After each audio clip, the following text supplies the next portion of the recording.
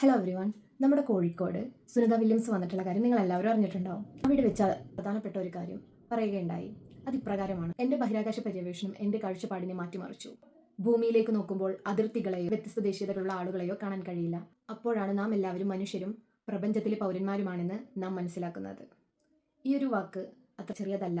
അവരുടെ വാക്കുകളിലുടനീളം മുന്നോട്ടേക്ക് വെക്കുന്ന ഒരേ ഒരു ആശയം മാത്രമേ ഉള്ളൂ. നിറത്തിൻ്റെയും മതത്തിൻ്റെയും രാജ്യാതിർത്തികളുടെയും പേരിൽ തമ്മിൽ തല്ലുന്ന ആളുകളുടെ കണ്ണു തുറപ്പിക്കുകയാണ് ഇവിടെ.